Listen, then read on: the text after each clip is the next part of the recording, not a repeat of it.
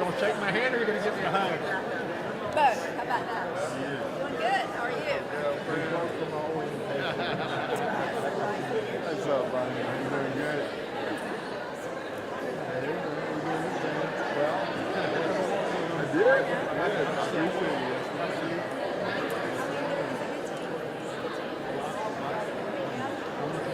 Me too. So you got a spot tomorrow?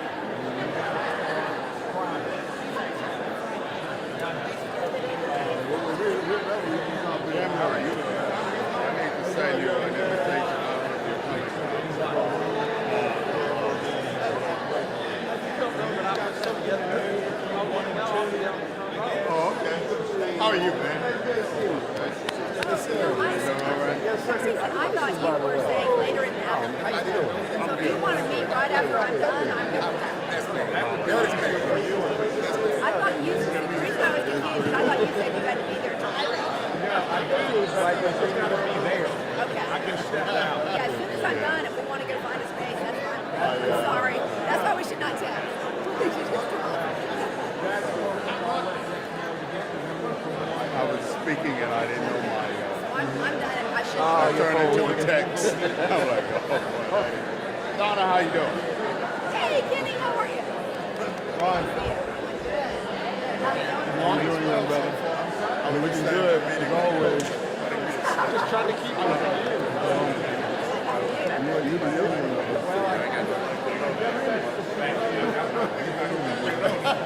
Is that Melissa Ross? Sorry for dipping out 2 seconds earlier. Darnell, how you been? How you doing? I'm good. How are you? How you doing, Sam? How you been? What's that?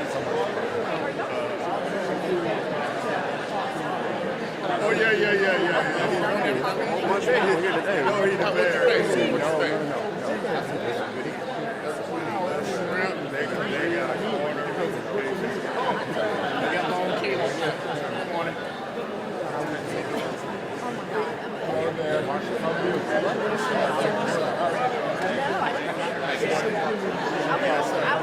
Yeah, man, I tell you, man, every time, everything on the Nobody ever.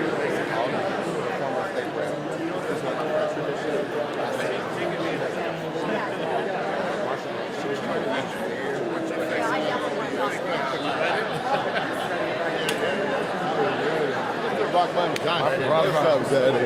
How are you, man? No, I'm proud. You. I'm so excited. He and I talked, and we've been so glad he's back. Yes, sir. Yeah. Awesome. Let's get some time so I can see what things that I can. All right. Yeah, let's make it happen. I'm glad he's back. Yes, sir. I look forward to what's going to be announced today. Yes, sir. Yes, sir.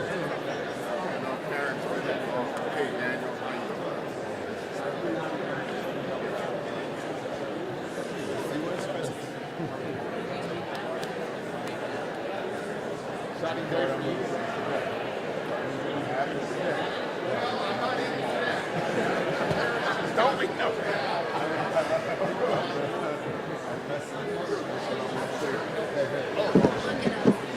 Oh, I'm sorry. It's a good-looking group. Yes, y'all try to look happy.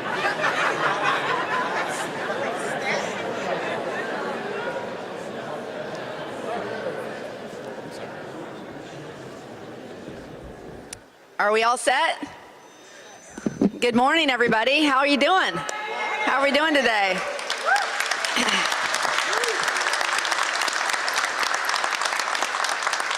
Thank you all for being here. Hi, Carmen. So wonderful to see. I got to come hug this lady.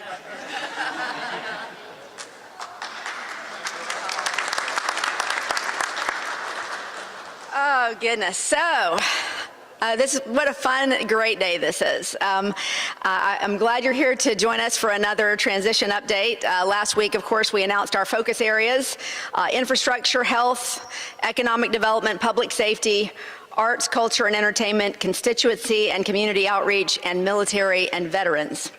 These committees are beginning to meet and to discuss the issues and develop policy solutions for our incoming administration. Today, I am so excited to introduce you to my executive team in the mayor's office. This exciting team of leaders from across the political spectrum represents the culture of collaboration that we intend to create here at City Hall. They have spent their careers solving problems, thinking outside the box, and engaging the public. I can't wait to work with them and to bring positive change to Jacksonville. So with that, let me start here on the end with my Executive Assistant, Erica Connor. Erica will serve as Executive Assistant. She's a former practicing attorney. She's a law school counselor and legal recruiter with experience managing local and state political campaigns, and she's also a big gator, which I won't hold against her, but. You didn't have to applaud that part, but the applause for Erica is great. Okay, so Pat McCullough. Pat will serve as my Chief of Staff. Yes?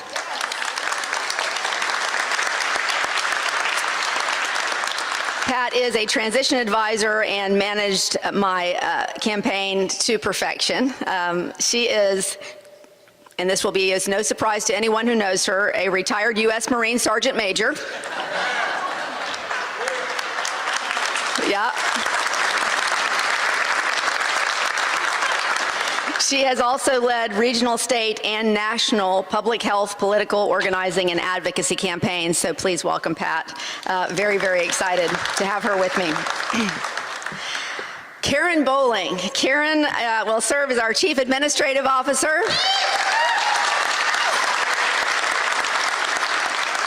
And can I just say to you, as someone who is new to all of this in the mayor's office, I don't know how we would have survived the last few weeks without Karen. She has served as our transition advisor as well, but she has been absolutely invaluable in putting this team together and doing the things that we need to do to get this transition process going. She is the Director of Entrepreneurship and Innovation at the University of North Florida.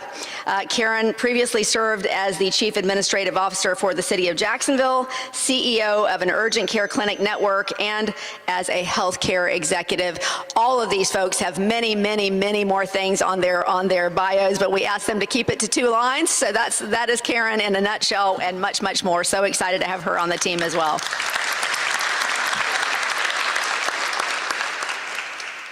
Phil Perry. Phil, yes. A lot of Phil Perry fans in the house. Okay, Phil will serve as our Chief Communications Officer. He is a transition advisor and led communications for my campaign. Phil has provided strategic communications counsel to national nonprofits, Fortune 500 companies, and political campaigns at all levels. Please welcome Phil.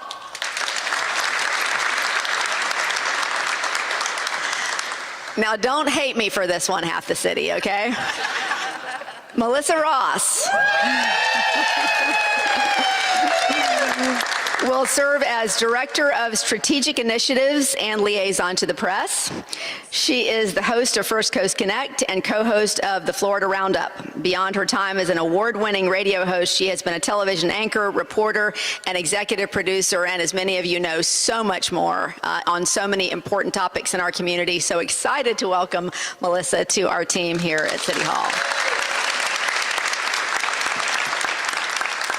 And yes, that means you'll have to get used to somebody new for your morning radio. Listen, close that jaw. Dr. Sunil Joshi could not be with us today, but what an important part of the team he is as well. Dr. Joshi will serve as our Chief Health Officer. He is yes. Dr. Joshi was seeing patients today, so he could not be with us this morning, but he is an allergist, immunologist, and has also served as president of the Duval County Medical Society and several more local and state medical associations. As you know, healthcare and health access is a very, very important piece for me, as I know it is for our president of our city council, Ron Salem, when we're excited to work together on those initiatives. So very, very excited to welcome Dr. Joshi to the team. Dr. Parvez Ahmed, step forward. Oh, I'm sorry. I skipped Lakeisha. I did not mean to do that. Sorry, Lakeisha. I went in wrong order. Actually, you know what? I skipped Lakeisha for Dr. Joshi. That's what I did. Lakeisha, it's not personal, I promise. Step forward, please. Yes.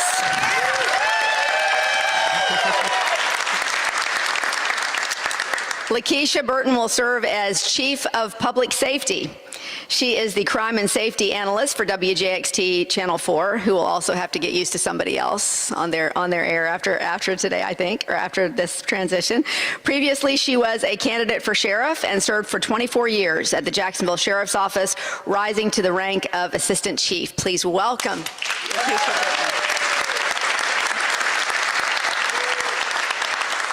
Okay, now, Dr. Parvez Ahmed.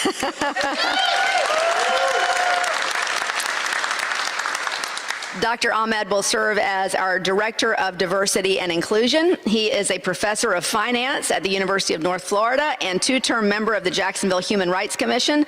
Parvez is also a member of the Museum of Science and History Board. Please welcome Dr. Parvez Ahmed. Anna Brochet will...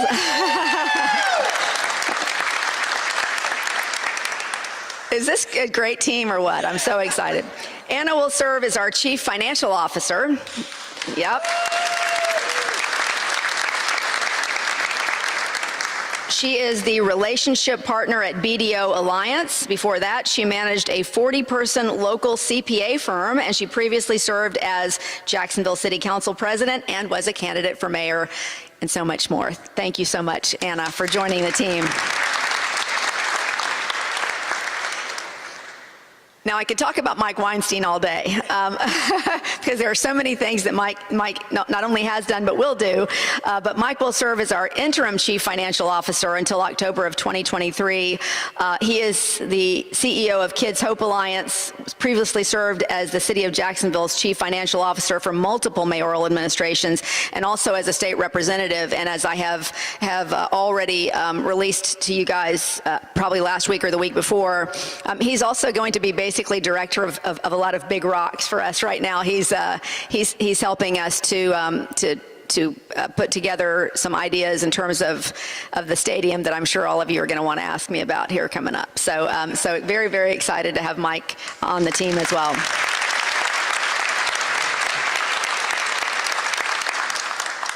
Ed Randolph will serve as Director of Economic Development. Currently, he is the Director of Economic Development for JEA and previously served as the City of Jacksonville's Director of Business Development. Already incredibly engaged. Thank you so much, Ed. Really, really love having you on the team. And former City of Jacksonville General Counsel Jason Gabriel is going to serve as he's going to serve as chair of the Qualification Review Committee as it evaluates new general counsel candidates. So I know that's probably on your mind is how that process is going to take place. That is starting now as well. I have also appointed Bob Rhodes to serve as interim general counsel.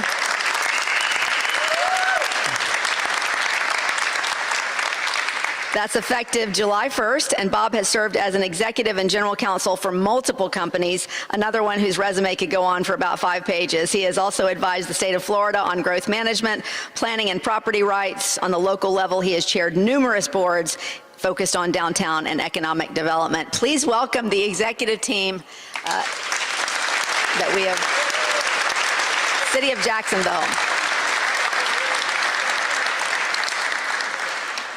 So with that, I will be happy to take your questions for a few moments. Hi, Jake. I'll ask you the same question I asked Shad Khan the other day. The 50-50 split on the Jags Stadium, $1 billion investment potentially for taxpayers. Is that something you'd like to see come down? Is that flexible? Can taxpayers stomach that large of an investment up front? I'm going to answer you the same way that I've answered you every time you've asked me that question for the last several months, but I understand why you have to keep asking. I get it. Look, I have had already a number of conversations with Mr. Khan and with Mark Lamping. Mike Weinstein, as I said, has also been in contact with them. We've had good conversations, but look, I'm not even in office yet. These negotiations have not yet begun. So I do want to put aside a couple of things that I've heard. Just look, I know I know that a lot of people are already casting this and looking at this as an adversarial situation, and I understand anytime you have negotiations, you're gonna see that sort of thing. But I want you to understand that these huddles that the Jaguars are having right now, that was something that I asked them to do when I met with Mr. Khan months and months ago. I think it's incredibly important to take what their plans are, put those plans in front of the public, and hear the concerns of the public firsthand.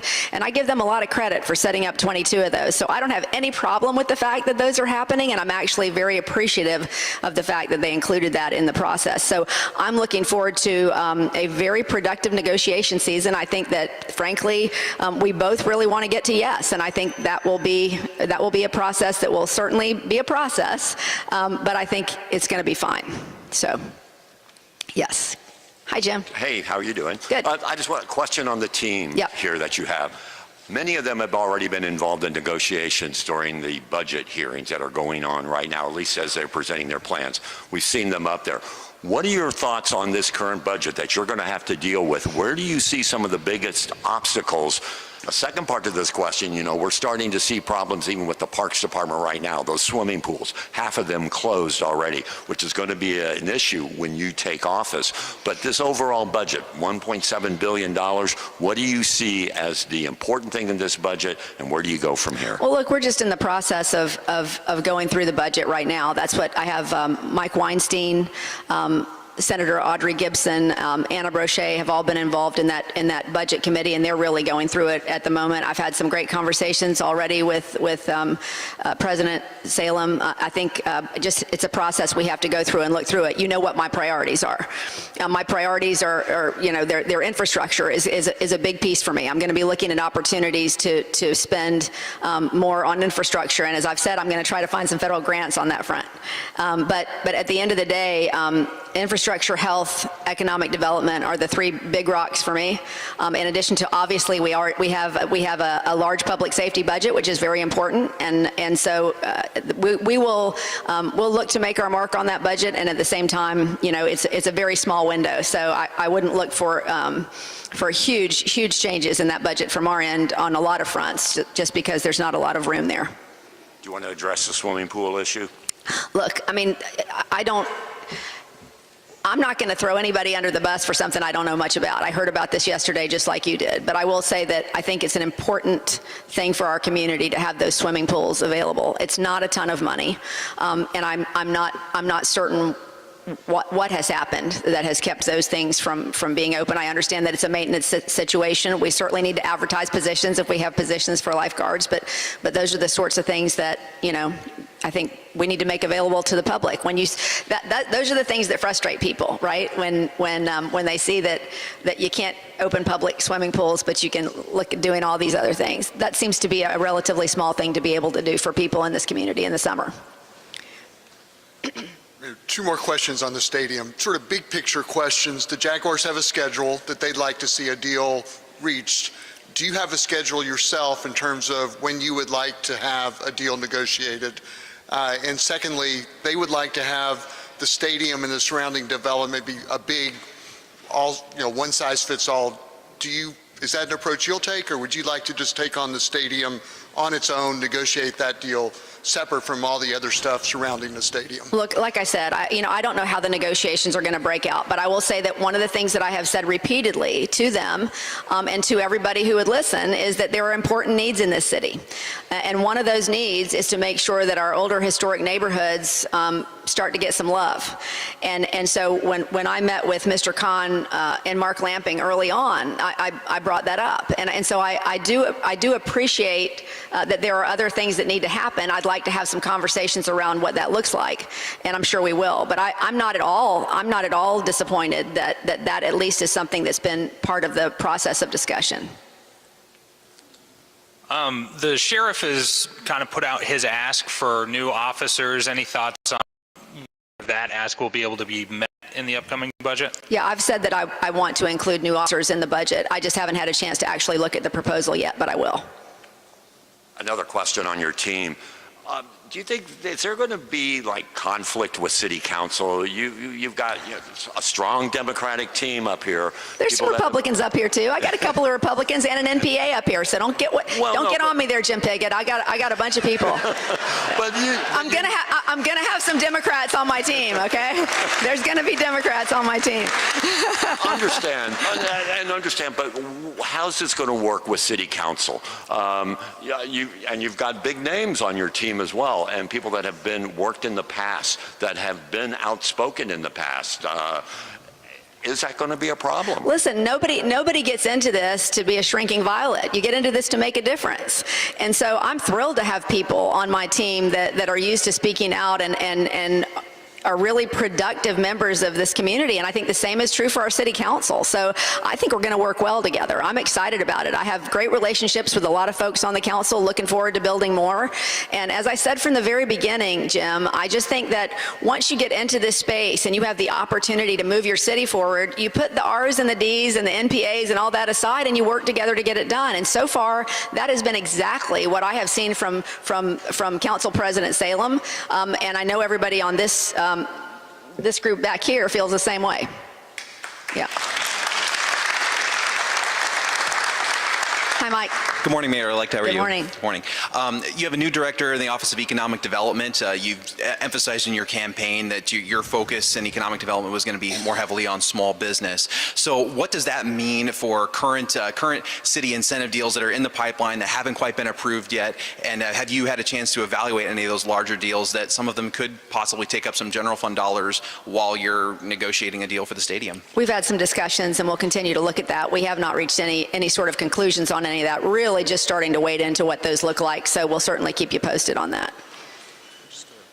For the position of public safety, I think that's a new position. It Can is. you describe what your thinking is to create that position? And also, if you could explain a little bit, I'm not completely clear, I understand, on the chief financial officer position. So Mike Weinstein is going to be... Oh, okay. Okay, let me start. Let me start. Well, I do everything I can to confuse you, David. That's the goal. So the first question was about the chief of public safety. Yeah. Right, exactly. Well, as you know, public safety is a very important job in this community, and I think the mayor's office has to play an important role in trying to be a good partner to the sheriff's office. I have said repeatedly that I would like to bring back the Jacksonville Journey. I think that's going to be a Herculean effort, and I know that Lakeisha is excited about that, and she's just always been so amazing in terms of her ability to not only communicate with the public but build those partnerships with the community that are so important. And I think that we're going to see a lot of activity on that front. The Journey is one of the breakouts in the committee structure. So my thinking was we want to really robustly build those community relationships that we need to build to be a good partner to the sheriff's office, and that's what we'll focus on. And your other question was? Just on the financial officer. Oh, okay. So not surprisingly, these folks all have jobs, right? So some of them could wrangle away quicker than others. Not everybody can start July 1. So Anna will not be joining us until I think October. Is that right, Anna? Yeah, Anna will be joining us in October. So Mike will step in until that point. It's just our way of just tossing a million things at Mike, just to see how many he can juggle at once. That's really, really what it is. Well, thank you, everybody. I appreciate your time, and hope you're as excited as we are about this new team.